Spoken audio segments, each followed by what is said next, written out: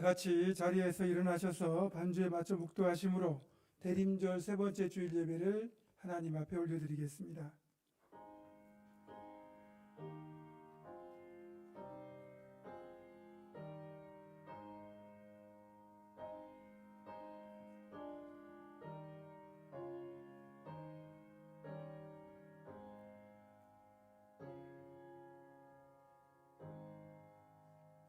너희는 여호와를 만날 만한 때에 찾으라. 가까이 계실 때에 그를 부르라. 악인은 그의 길을, 불의한 자는 그의 생각을 버리고 여호와께로 돌아오라. 그리하면 그가 긍휼히 여기시리라.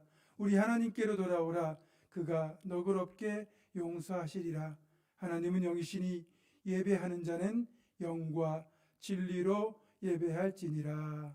아멘.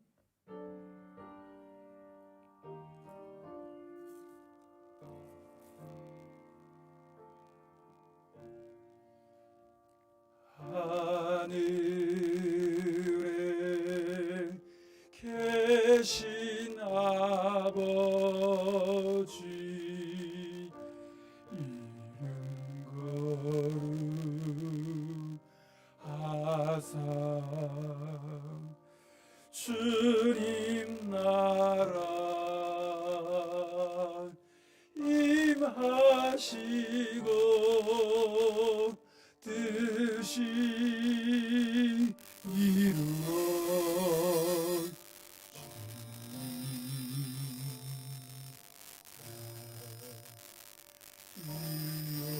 이용하여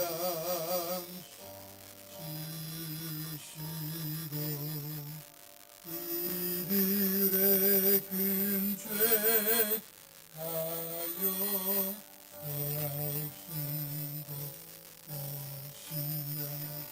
인den하시고 악에서 구원하소서. 에게 주의 나라 주의 권세 주의 영광 영원히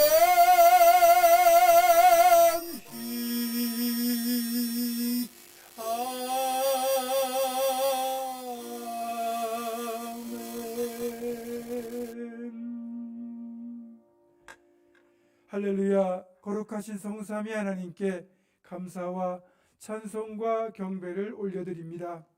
구원받을 자격도 없고 아무런 의와 공로도 없는 저희들을 거룩한 백성으로 삼아주시고 오늘 이렇게 예배의 자리로 불러주심을 감사드립니다.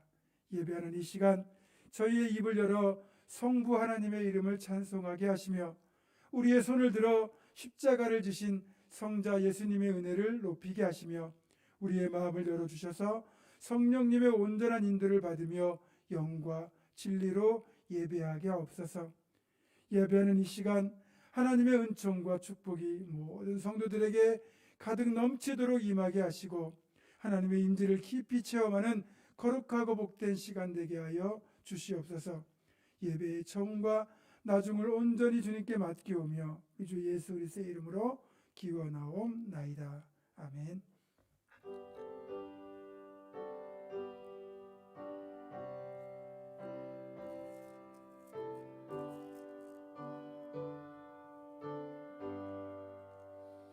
큰 영광 중에 계신 주 나 찬송합니다.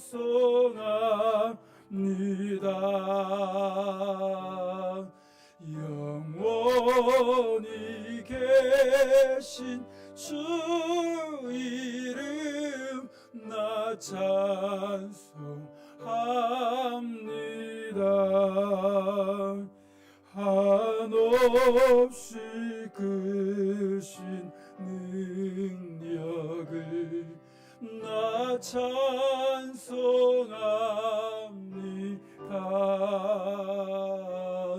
참되고 미쁜 그 언약 나 찬송합니다.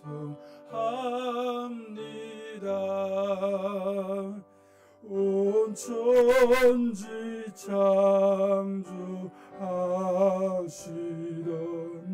그 말씀이 믿어 영원히 변치 않는 줄 나 믿사옵니다. 그 온유하신 충성 날 불러주시고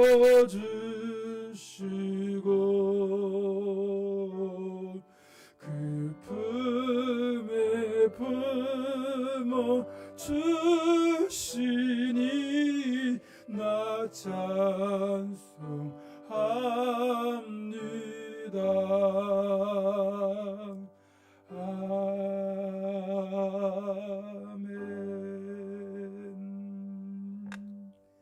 아멘. 이 시간에는 지난 일주일을 살면서 지었던 하나님과 나만이 하는 은밀한 죄를 정직하게 고백하며 조용히 참회의 기도를 드립니다.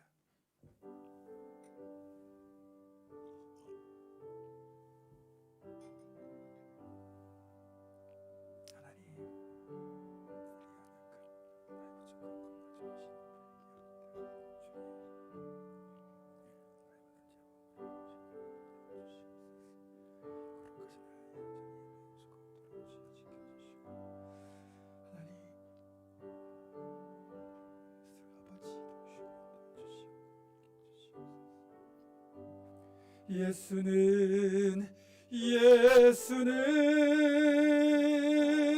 우리를 깨끗게 하시는 주시니 그의 피 우리를 눈보다 더 희게 하셨네. 내 이름으로 일컫는 내 백성이 그들의 악한 길에서 떠나 스스로 낮추고 기도하여 내 얼굴을 찾으면 내가 하늘에서 듣고 그들의 죄를 사하고 그들의 땅을 고칠지라. 그러므로 이제 그리스도 예수 안에 있는 자에게는 결코 정죄함이 없느니라. 아멘. 다 같이 사도신경으로 우리의 신앙을 한 목소리로 고백합니다. 나는 전능하신 아버지 하나님 천지의 창조주를 믿습니다. 나는 그의 유일하신 아들 우리 주 예수 그리스도를 믿습니다. 그는 성령으로 잉태되어 동정녀 마리아에게서 나시고 본디오 빌라도에게 고난을 받아 십자가에 못 박혀 죽으시고 장사된 지 사흘 만에 죽은 자 가운데서 다시 살아나셨으며 하늘에 오르시어 전능하신 아버지 하나님 우편에 앉아 계시다가 거기로부터 살아있는 자와 죽은 자를 심판하러 오십니다. 나는 성령을 믿으며 거룩한 공교회와 성도의 교제와 죄를 용서받는 것과 몸의 부활과 영생을 믿습니다. 아멘. 자리에 앉으셔서 교동문 117번 구주강림 3번을 교독합니다.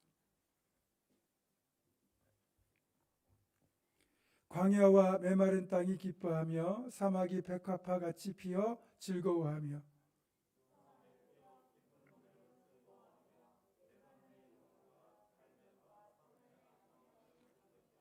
그것들이 여호와의 영광 곧 우리 하나님의 아름다움을 보리로다.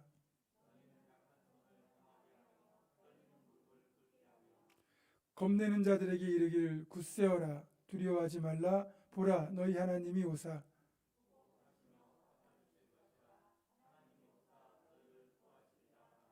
그때 맹인의 눈이 밝을 것이며 못 듣는 사람의 귀가 열릴 것이며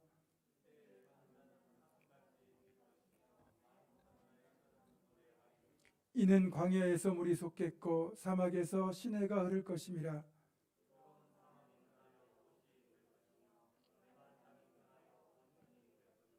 승냥이에 눕던 곳에 풀과 갈대와 부들이 날 것이며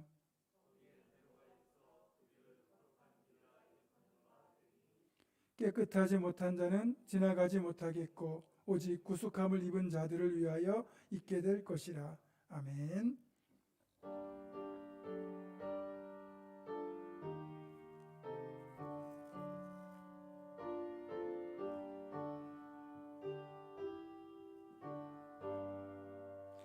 너 하나님께 이끌리어 일평생 주만 바라면 너 어려울 때 힘 주시고 언제나 지켜주시리. 주 크신 사랑 믿는 자 그 반석 위에 서리라. 너 설레는 맘 가다듬고 희망 중 기다리면서 그 은혜로신 주의 뜻과 사랑에만 족하여라. 우리를 불러주신 주 마음에 소원하신다. 주 찬양하고 기도하며 내 본분이 쏟아라. 주 약속하신 모든 은혜 내게서 이루어지리라. 참되고 의지하는 자 주께서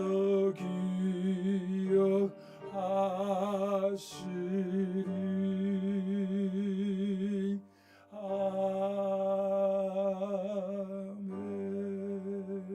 아멘. 아멘. 이 시간을 대표하여 김미순 권사님 기도하시겠습니다.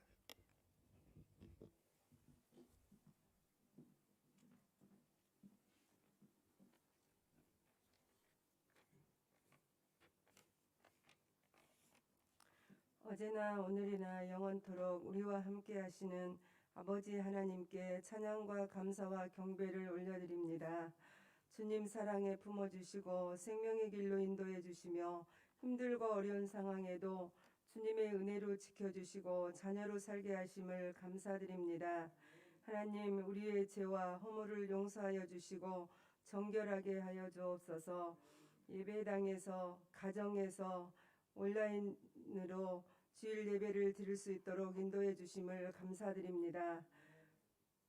우리의 심령에 성령님이 임재하여 주옵소서. 마음을 다하고 뜻을 다하여 신령과 진정으로 드리는 산 제사로 하나님이 기뻐하시는 온전한 예배 되게 하여 주옵소서. 주님, 코로나 질병으로 인해 힘들고 어렵고 고통 가운데 있습니다. 속히 코로나가 주님의 능력으로 종식되게 하옵소서. 안정되게 하시고 고통과 어려움이 없게 인도하여 주옵소서. 온전히 예배가 회복되게 하시고 하나님의 사역들이 회복되게 하옵소서. 하나님, 성령 충만하게 하시고 항상 깨어서 기도하며 말씀 묵상하게 하옵소서. 영적인 능력을 주시고 말씀의 지식과 하나님의 지혜로 분별하고 구별된 삶이 되게 하여 주옵소서. 흔들리지 않고 굳건한 믿음으로 참된 예배자로 영적으로 승리하게 하옵소서. 하나님이 주시는 기쁨과 감사가 있게 하시고 하옵소서. 얼마 남지 않는 한 해를 주님의 능력으로 모든 사역들을 잘 감당하게 하시고 열매 있게 하옵소서. 주님 오심을 기다리며 감사와 기쁨으로 사랑으로 나아가는 대림절 되게 인도하여 주옵소서. 성령 충만하고 성령님이 임재하시며 하나님의 능력이 함께하시고 말씀의 능력, 기도의 능력 있는 우리 교회 되게 하옵소서. 하나님의 은혜로 채워주시고 주님의 복음을 전하며 빛을 비추며 생명의 강물이 되어 흘러서 확장되게 하시고 선한 영향 있는 건강한 교회 되게 하옵소서. 우리 주일학교가 부흥되게 하시고 미래 세대들이 주님의 사랑과 말씀과 기도로 잘 양육되게 하시며 믿음으로 성장하게 하옵소서. 군대 간 자녀들 믿음 가운데 건강하게 지켜주시고 항상 주님과 동행하는 삶으로 인도하여 주옵소서. 물질로 질병으로 영적으로 힘든 성도님들 회복되게 하시고 치료하여 주시며 채워주셔서 어려움 없게 하시고 주님의 은혜와 축복이 충만하게 하옵소서. 우리 목사님 성령 충만하게 하시고 능력과 권능으로 붙잡아 주시며 영육간에 강건하게 하옵소서. 기도하시는 기도가 응답되게 하시고 하나님의 지혜를 더하여 주옵소서. 축복하여 주옵소서. 목사님 가정에 평강과 기쁨과 감사가 넘치게 하시고 자녀들에게도 축복하여 주옵소서. 네 분의 전도사님들 성령의 권능으로 인도하시며 항상 영육간에 강건하게 하시고 가정 위에도 축복하여 주시옵소서. 주님 목사님 전하신 말씀 위에 기름 부어 주시고 능력으로 붙잡아 주옵소서. 말씀의 능력 주옵소서. 힘과 능력의 말씀, 생명의 말씀이 선포되게 하시고 우리의 심령들은 새롭게 변화되고 회복되어서 말씀으로 굳게 서게 하시고 주님의 참된 제자의 삶으로 세상을 이길 수 있는 복된 말씀 되게 하옵소서. 진리와 생명이신 우리 주 예수 그리스도의 이름으로 간절히 기도드립니다. 아멘.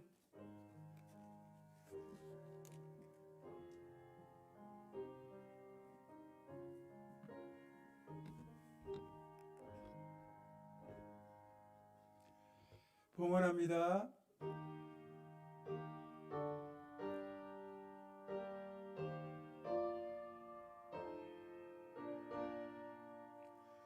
주 앞에 설 때에 두려워 말아라. 가난한 우리를 도우시리.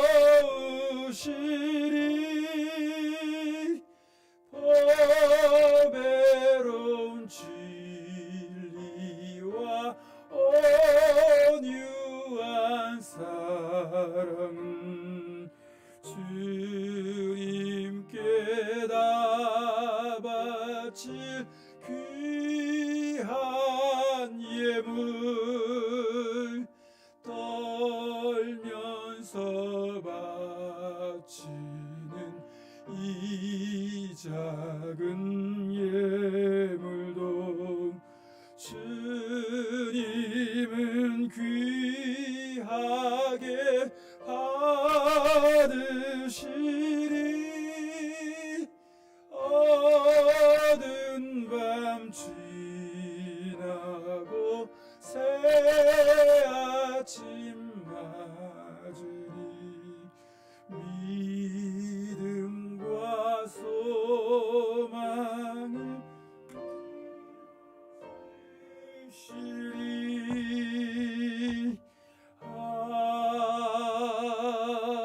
아멘.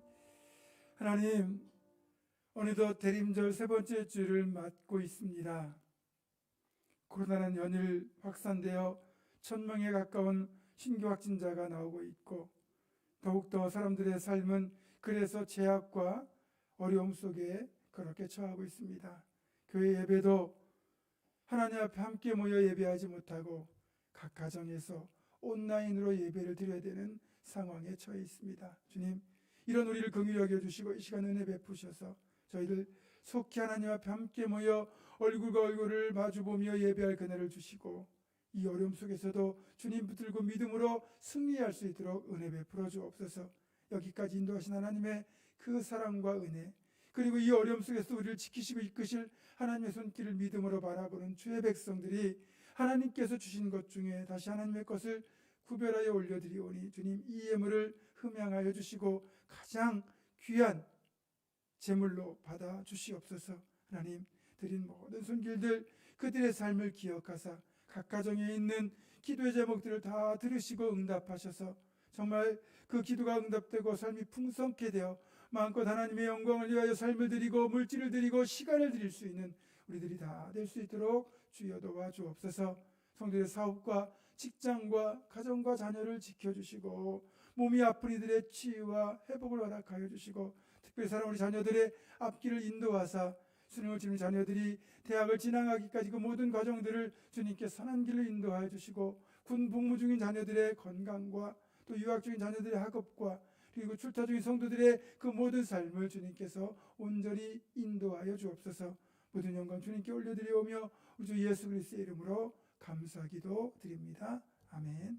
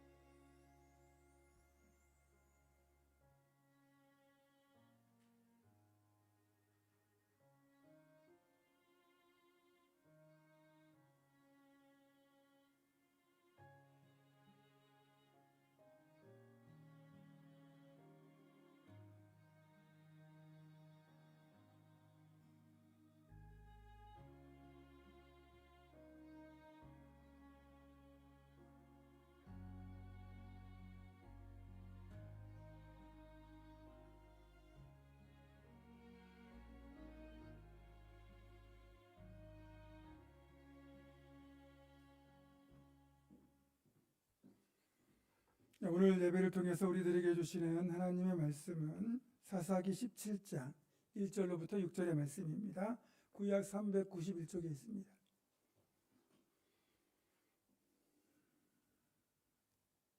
사사기 17장 1절로부터 6절의 말씀을 제가 봉독합니다. 에브라임 산지에 미가라 이름하는 사람이 있더니 그의 어머니에게 이르되 어머니께서 은천백을 잃어버리셨으므로 저주하시고 내 귀에도 말씀하셨더니 보소서 그 은이 내게 있나이다. 내가 그것을 가졌나이다 하니 그의 어머니가 이르되 내 아들이 여호와께 복받기를 원하노라 하니라. 미가가 은천백을 그의 어머니에게 도로 주매 그의 어머니가 이르되 내가 내 아들을 위하여 한 신상을 새기며 한 신상을 부어 만들기 위해 내 손에서 이 은을 여호와께 거룩히 드리노라. 그러므로 내가 이제 이 은을 네게 도로 주리라. 미가가 그 은을 그의 어머니에게 도로 주었으므로 어머니가 그 은 200을 가져다가 은장새기기 주어 한 신상을 새기고 한 신상을 부어 만들었더니 그 신상이 미가의 집에 있더라. 그 사람 미가에게 신당이 있으므로 그가 에봇과 드라빔을 만들고 한 아들을 세워 그의 제사장으로 삼았더라.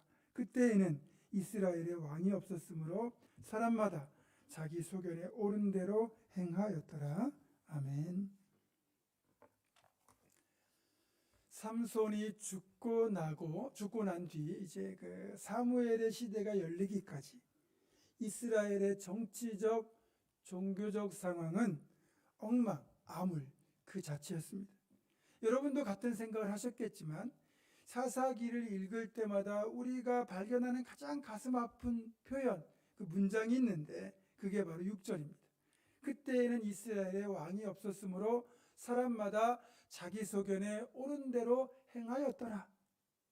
언뜻 보면 다윗 같은 선한 왕이 없어서 사람마다 소견에 옳은 대로 행하는 것 같아 보이지만 실은 진정한 왕이 되시는 하나님이 이스라엘 백성들 심령에 안 계셨던 겁니다.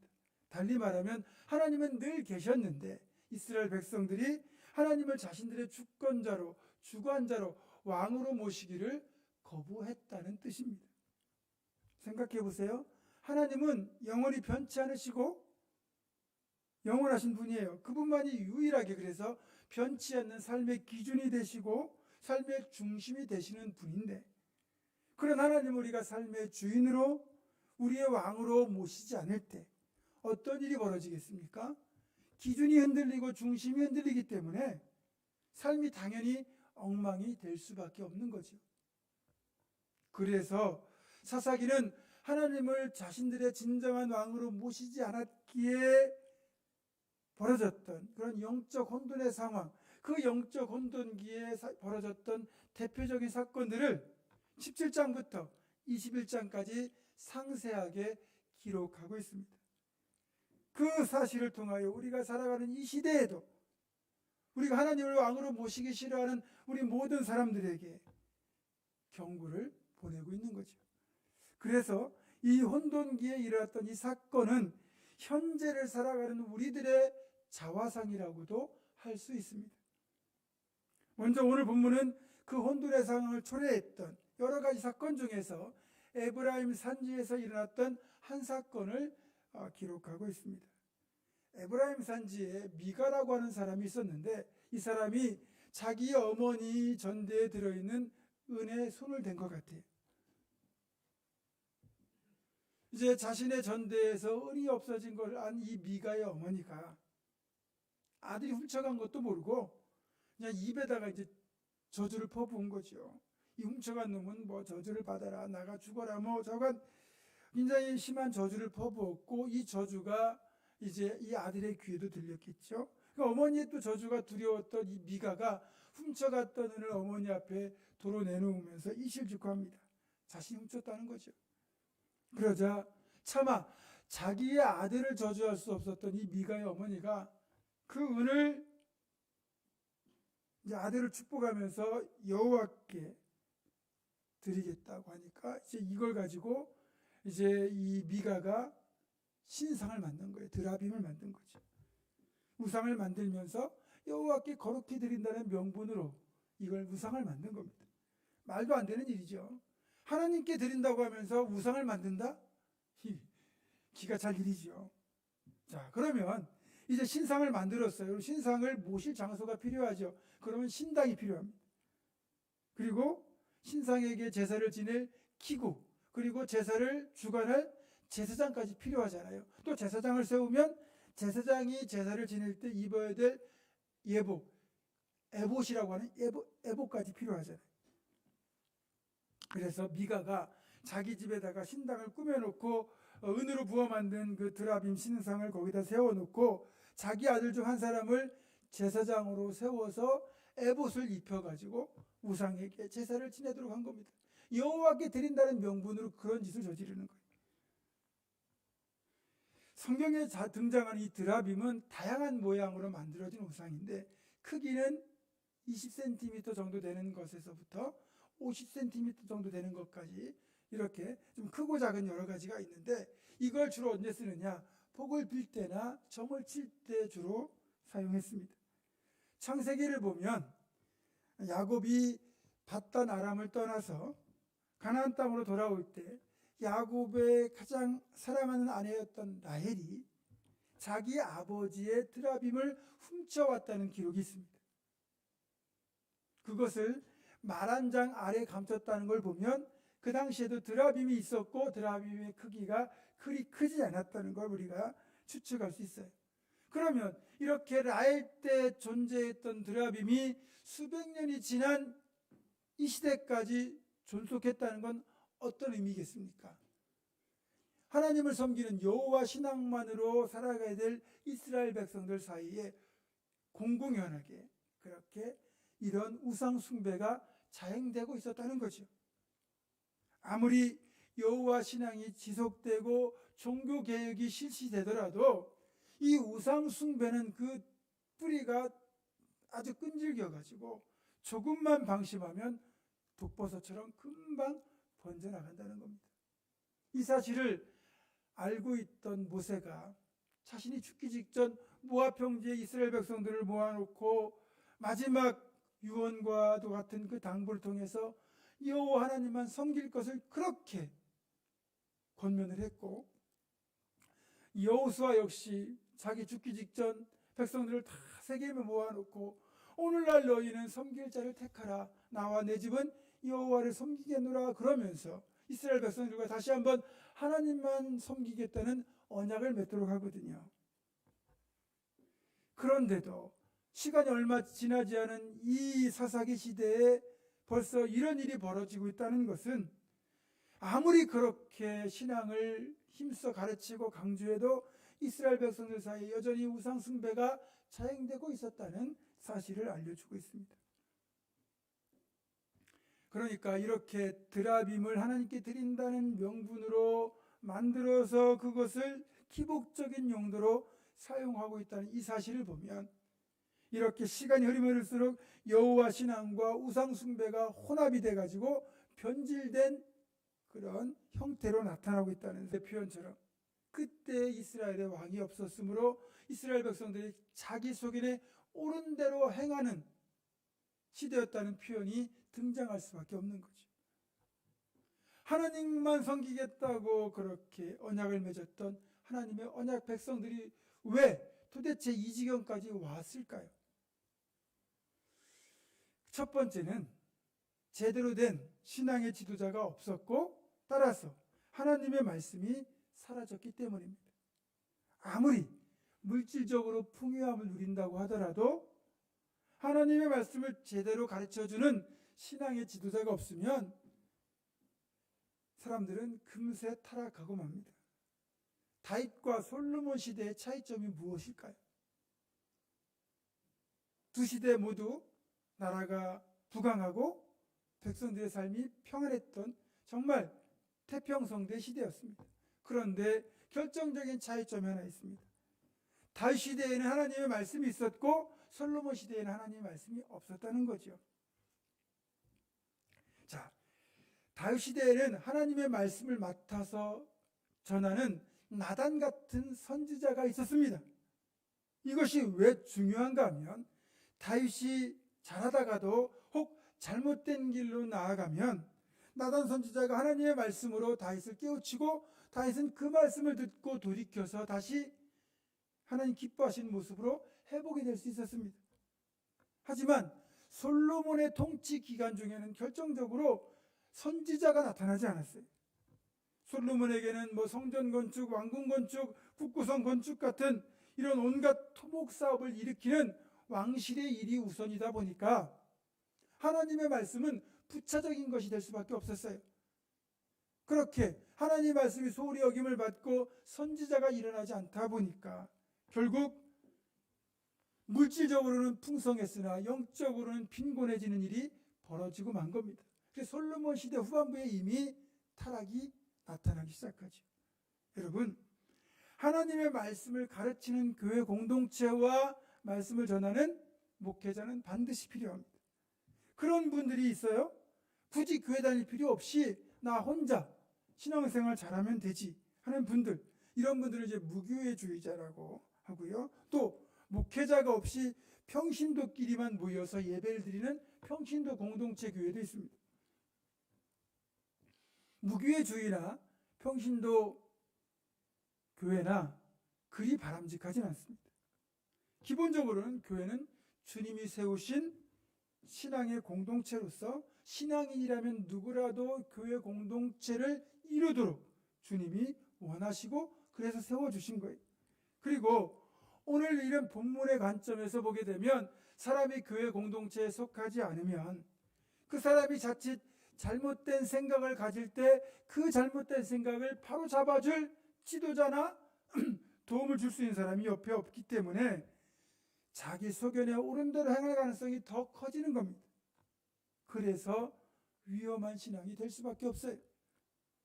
교회 공동체가 좋은 점 중에 하나는 나단 선지자와 같은 역할을 하는 목회자가 가까이 있다는 겁니다. 예수님이 우리의 목자가 되셔서 우리를 푸른 풀밭 쉴만한 물가로 인도하여 가시는 것처럼 목회자는 주님의 뒤를 따라 교회 공동체와 성도들을 하나님의 말씀으로 잘 이끌어가는 역할을 합니다. 성경적인 관점에서 보면 우리는, 여러분은 양이 되는 거죠. 우리가 양이라고 할 때 양이 가진 그 약점 때문에 양의 입장에서는 정말 선한 목자를 만나야 됩니다. 진짜 목자를 잘 만나야 돼요. 여러분, 양에게 얼마나 약점이 많고 또 양의 그 상태가 심각한지 아십니까? 먼저 양은 방향 감각이 없습니다. 대부분의 가축과 짐승들은 밖에 풀어놓아도 때가 되면 자기 집을 알아서 잘 찾아갑니다. 그런데 양은 방향 감각도 없고 시력도 워낙 나쁘기 때문에 그냥 놔두면 자기 우리를 못 찾아가요. 그래서 목자가 이끌어 주어야만 자기 우리를 찾아올 수 있습니다. 게다가 양은 겁도 무지 많습니다. 늑대 같은 맹수를 만나면 그저 두려워 떨다가 덤벼보지도 못하고 그냥 죽습니다. 양의 숫자가 아무리 많아도 늑대 한 마리 감당 못합니다. 늑대 한 마리가 양 50마리 하룻밤 사이에 물어 죽이는 건 일도 아니에요. 50마리가 힘을 합쳐가지고 늑대에게 달려들면 늑대도 얻지 못할 텐데 양은 겁이 많기 때문에 아예 덤벼들 용기조차 없습니다. 심지어 양은 스스로 먹이를 구하는 것도 어렵다고 그래요. 말씀드린 대로 시력이 워낙 나쁘기 때문에 풀밭을 찾는 것도 잘 못하고 그 풀밭의 냄새에 이끌려서 가다가 함정이 있다면 그 함정을 피해 가야 되는데 함정이 있는 것도 모르고 또 거기에 빠져버리기도 합니다. 따라서 양은 목자가 양을 푸른 풀밭으로 쉴만한 물가로 인도해 주어야만 살아갈 수 있습니다. 한마디로 양은 목자 없이는 단 한순간도 살아갈 수 없는 존재다. 그 미련하고 약한 짐승이다 라고 할 수 있고요. 그렇게 보면 영적으로는 우리가 이런 양과 같기 때문에 우리 양의 입장에서는 좋은 목자, 선한 목자를 만나야 되는 겁니다. 우리 예수님은 자신을 가리켜 선한 목자라고 하셨고 그 선한 목자가 되시기에 양의 이름을 알고 양도 목자의 음성을 듣는다고 분명히 말씀하셨습니다. 예수님 당시에 진짜 목자들은요, 양떼를 돌보는 일에 전념을 했어요. 한 마리 한 마리마다 양의 이름을 붙여줄 정도로 양과 친밀했고요. 양과 교감을 나누었습니다. 반면에 그 당시에 사꾼 목자들이 존재했는데 이들은 양에 대한 애정이 없이 그저 품삯을 받을 목적으로 돈벌이 수단으로 양을 치기 때문에 양을 그렇게 생명 걸고 돌보지 않습니다. 만약에 사자 같은 맹수가 나타나면 목숨 걸고 싸워서 양을 돌보는 대신에 자기 살겠다고 도망쳐버립니다. 또 가끔은 양을 몰래 잡아먹거나 뒤로 빼돌려 팔아먹는 그런 사꾼 목자들도 있었다고 그래요. 그렇기 때문에 성도들 자신도 어느 정도는 건강한 신학적 지식을 가지고 있어야 됩니다. 건강한 신학적 지식은 영적인 분별력으로 이어지게 되는데 영적 분별력이 떨어지면, 즉 건강한 신학적 지식이 바탕이 되지 않으면 지금 내 앞에 있는 목자가 선한 목자인지 사꾼 목자인지 진짜 내 목자인지 아니면 남의 목자인지 이걸 분별할 수가 없어요. 그래서 만약에 사꾼 목자를 따라가거나 남의 목자를 따라가면 그 양은 위험하게 되는 거죠. 지금 내가 잘 분별을 하지 못해요. 근데 다행히도 감사하게도 내가 따라가고 있는 이 목자가 선한 목자라면 참 감사한 일인데 만약에 사꾼 목자, 도둑 같은 강도 같은 목자를 진짜 목자를 알고 따라가게 되면 그때부터 이 양의 입장에서는 고생길이 시작되는 것이고 자칫 죽을 수도 있는 겁니다. 그러니까 양의 입장에서 다른 건 다 몰라도 적어도 내 목자의 음성 이것만큼은 구별할 수 있어야 되고 내 목자만 따라가야 되는 겁니다. 찰스 스탠리라고 하는 목사님이 계신데 이분이 쓴 최고의 대화 기도라는 책에서 제가 읽었던 장면인데요. 이분이 이제 이스라엘 여행하다가 한 가지 장면을 목격했습니다. 저녁 해가 뉘엿뉘엿 지고 있을 무렵에 이제 양떼를 몰고 이제 목동들이 우물가로 나타나는 거예요. 그리고 이제 양들이 물을 마시는 20분 동안 이 만난 두 목자가 반갑게 수다를 떨고 있는 겁니다. 그 사이에 양들이 물을 마시고 움직이고 그러면서 두 양떼가 그만 섞여버린 거예요. 이리저리 돌아다니면서 이제는 목사님이 볼 때 어떤 양이 누구의 양떼인지를 알 수가 없는 그런 상황이 되고 말았습니다. 은근히 걱정이 되기 시작한 거예요. 그리고 이제 대화가 끝난 뒤에 그 중에 한 목자가 언덕 위로 올라가면서 소리를 쳤습니다. 그러자 그렇게 섞여 있던 이 양무리들 가운데 이 목자의 음성을 듣는 그 목자의 양들이 그 목자의 뒤를 따라 일제히 움직이기 시작하는 겁니다. 목자가 양들을 알고 양들이 목자의 음성을 듣는다는 게 바로 이런 겁니다. 그런데 먹는 것에 정신이 팔리거나 내 목자의 음성을 구별하지 못해가지고 만약에 그 목자를 따라가지 않는다면 이 양은 남의 목자를 따라가거나 아니면 혼자 뒤처져서 위험한 상황에 처할 수도 있는 겁니다. 이것이 이제 성경에서 말하는 예수님과 우리의 관계인데, 목자는 양들의 이름을 알고 양들은 목자의 음성을 알고 듣고 목자가 인도하는 대로 따라가는 것, 이것이 양에게도 목자에게도 가장 행복하고 복된 상태죠. 모두가 평안하고 모두가 그렇게 복된 상태인데, 만약에 다른 목자를 내 목자로 착각하고 따라간다는 건 그건 양의 잘못이기도 합니다. 그리고 그런 경우는 있습니다. 손님이 잠시 양떼를 돌보아 주거나 아니면 하루 품삯을 받고 품꾼이 양떼를 치는 경우가 있겠죠. 그렇게 양치는 것을 도와줄 수는 있지만 진정 양을 사랑하고 양을 축복하고 그 양을 위하여 최선을 다하는 것은 오로지 그 양의 진짜 목자만이 할 수 있는 일입니다. 이것을 우리에게 적용하면 조금은 부족하고 조금은 아쉬운 게 있다 할지라도 저는 여러분의 목자가 되고 여러분은 저의 양떼가 됩니다.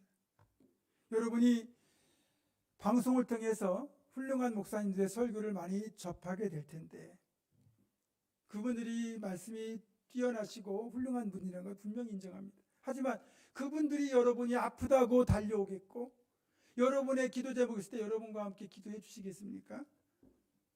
여러분의 형편과 상황을 돌아보겠습니까? 부족하고 못났어도 그래도 저와 우리 교역자들이 여러분을 더 사랑하고 여러분을 위해 기도하고 여러분과 함께 웃고 우는 겁니다. 저희가 만약에 부족하게 느껴진다면 더 기도해 주시고 더 격려해 주시고 더 여러분들이 도와주셔야 됩니다. 그것이 우리 모두가 복되게 사는 길입니다. 그리고 이 자기 소견에 옳은 대로 행하는 이유 또 하나는 하나님을 바르게 섬기기 위한 건강한 신학이 없기 때문입니다. 건강한 신학은 신앙의 균형을 잡아줍니다. 그런데 이런 건강한 신학이 부재하다 보니까 하나님을 제대로 알지도 못했고 가르치지도 배우지도 못했고 또 그저 하나님이란 존재를 자신들의 필요를 채워주는 그런 기복적인 수단 그 이상으로도 생각하지 않았습니다. 여러분, 우리가 확실히 기억해야 되는 것 하나는 하나님이 나를 위하여 있는 것이 아니고 내가 하나님을 위해 존재하고 있다는 사실입니다. 이 사실만큼은 결코 잊어서는 안 됩니다. 이 사실을 잊는 순간 변질되고 타락하기 때문입니다. 가치관이 똑바르지 않으면 인생을 막 살잖아요. 마찬가지로 건강한 신학이 바탕이 되지 않으면 신앙은 금세 변질되고 맙니다. 데이비드 웰스라는 신학자는 신학이 부재한 교회는 필연적으로 세속화될 수밖에 없다라는 진단을 내린 적이 있습니다. 사실 한반도에 복음이 전해지던 초창기에는 예수천당, 불신지옥 이 구호만으로도 복음을 받아들이고 그리고 교회가 부흥하는 일들이 있었습니다. 당시만 해도 문맹률도 높았고 전도할 상황이 쉽지 않았지만 이제는 한반도 전역에 교회가 이렇게 가득해질 정도로 그렇게 복음이 널리 전파됐고 성도가 급증하면서 필연적으로 이젠 건강한 신학이라는 기둥과 기초가 교회에 반드시 필요했습니다. 건물이 커지면 커질수록 규모가 커지면 커질수록 그만큼 기둥이 튼튼해야 되잖아요. 이게 신학이라는 건강한 기둥이 있어야 되는데 한국교회는 덩치는 커졌는데 신학은 예전 수준 그대로 머물러 있었다는 거죠. 결국 이렇게 건강한 신학이 바탕이 되지 못하고 숫자적인 부흥만 이루다 보니까 1000만 성도를 자랑한다고 했던 한국교회는 금세 타락하고 세속화되고 말았습니다. 담임 목사를 아들이나 사위에게 물려주는 교회 세습, 이것이 공공연하게 벌어지고 교회 안에 온갖 불미스럽고 부도덕한 일들이 생기다 보니까 교회는 성도들로부터는 또 그렇고 세상으로부터 전혀 존경받지도 인정받지도 못하는 그런 일들이 비일비재합니다. 세상을 개혁해야 될 교회가 세상으로부터 개혁을 요구받는 처지로 전락했고요. 교회와 목사, 성도들에 대한 세상의 신뢰도는 바닥을 기고 있습니다. 당연히 전도의 문은 점점 닫혀가고 있고 교회는 90년대까지 이어오던 성장을 뒤로하고 이제는 정체되지 못해 아예 하락세로 전환되고 말았습니다. 각 교회마다 교단마다 교인의 감소는 이제 당연한 현상으로 받아들여질 정도입니다. 이런 상황에서 지금이라도 제대로 된 건강한 신학을 세워야 되는데 여전히 제대로 된 신학을 세우는 일은 쉽지 않습니다. 이걸 외면하고 무시할수록 한국교회 회복은 요원할 것입니다. 그래서 먼저는 목회자들부터 건강한 신학을 바탕으로 목회를 해야 되겠죠. 그러려면 제대로 된 신학과정과 학업을 통하여 하나님과 말씀을 알아가는 일에 더욱 힘써야 됩니다. 여러분이 길을 걸어가시거나 차를 타고 가다 보면 웬만한 교회나 건물들에 이렇게 무슨 총회 신학 이런 간판이 붙어 있는 경우를 보실 겁니다. 이런 데는 대부분 미인가 그런 신학교로서 아주 그냥 적게는 6개월, 길게는 2년 정도면 목사 안수를 주겠다고 사람들을 모집해서 이렇게 속성으로 목회자를 양산해냅니다. 제대로 된 신학 교육도 안 되고 저희 같은 경우 이제 우리 장로교 통합직 같은 경우는 학부 4년, 그다음에 신대원 3년, 그리고 전임 교역자로서 2년, 총 9년을 경과하고 목사고시 합격해야만 목사 안수를 줍니다. 그만큼 목사 안수를 받기까지 많은 시간과 학업과 그리고 노력들이 필요한데 이렇게 쉽게 6개월 만에 1년 만에 그냥 목사 안수를 남발을 하다 보니까 다 그런 건 아니지만 이런 분들 중에서 일부 분들이 무리를 일으키고 또 신유기도 축복기도 예언기도 해준다고 해서 사람들을 불러 모으고 잘못된 길로 미혹시키는 경우가 정말 많습니다. 그러다 보니까 사람들은 그런 데서 안수를 받은 목사인지 제대로 된 신학 과정을 거친 목사인지를 구별하지 못하잖아요. 그러니까 아예 이런 분들이 물을 일으키면 싸잡아서 한국 교회와 목회자 성도들이 다 욕을 먹고 있는 겁니다. 어쨌든 이런 사꾼 목자들에게 미혹을 당하면 양떼만 손해입니다. 그러니까 여러분들이 잘 분별을 하셔야 되는 거죠. 저는 목회자이자 담임 목사로서 건강한 신학 위에 우리 교회를 세우고 여러분들을 그런 신학의 바탕에서 잘 목양하려고 애를 씁니다. 무엇보다 제가 내 속에는 옳은 대로 행하는 그런 어리석은 자가 되지 않도록 아주 그런 편협한 생각에 사로잡히지 않게 하여 무진 애를 씁니다. 그래서 보수부터 진보까지 다 아우르는 스펙트럼도 넓은 그런 목회자가 되고자 애를 쓰죠. 그래야만 균형 잡힌 목회를 통해서 우리 교회를 건강한 교회로 세워갈 수 있기 때문입니다. 이렇게 목회자는 건강한 신학을 바탕으로 선한 목자가 되려고 노력해야 된다면 성도들께서는 자기 속에는 옳은 대로 행하려는 그런 잘못된 생각을 버리고 하나님의 말씀을 따라 철저히 교회의 리더십에 순종해 주셔야 됩니다. 그것이 우리 모두 함께 복되게 되는 길이죠. 말씀을 정리합니다. 저와 교역자들은 주님이 말씀하신 대로 선한 목자로서의 책임을 다하기 위하여 여러분을 사랑하되 우리 교회 공동체를 푸른 풀밭과 실만한 물가가 있는 곳으로 이끌어가고 또 여러분은 저와 교역자들을 여러분의 목자로 인정해 주시고 또 목자의 음성 따라 순종함으로써 사망의 음침한 골짜기도 안전하게 통과하여 하나님께서 우리를 위하여 예비하신 그 복된 자리에 반드시 이를 수 있어야 됩니다. 자기 생각, 자기소견이 아닌 오직 하나님의 말씀만이 우리가 가야 될 목적이 되고 걸어갈 길이 되는 교회와 성도, 그래서 하나님의 말씀 따라 순종하며 살아가는 우리가 됨으로써 개인도 건강하고 교회 공동체도 건강한 공동체가 되는 진짜 건강한 성도, 건강한 교회로 거듭나는 우리 모두가 될 수 있기를 주님의 이름으로 축원합니다. 기도하겠습니다.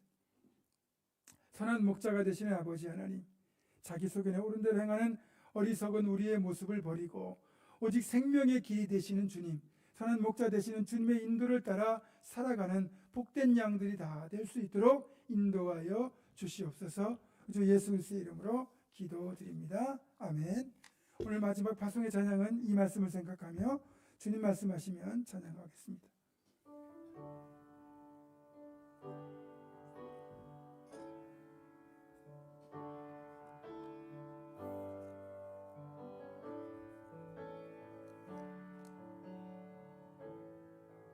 주님 말씀하시면 내가 나가리라.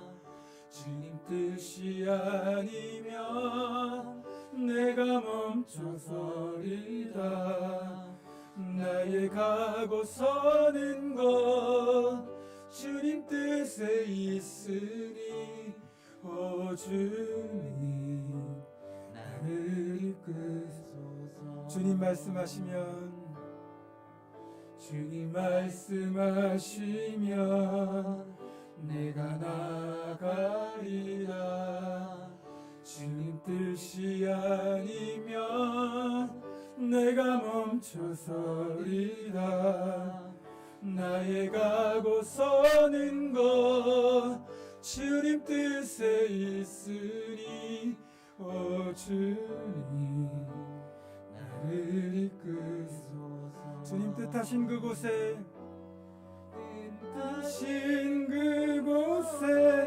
나 있기 원합니다. 이끄시는 대로 순종하며 살리니 연약한 내 영혼 통하여 일하소서. 주님 나라와 그 뜻을 위하여 뜻하신 그곳에 나 있기 원합니다.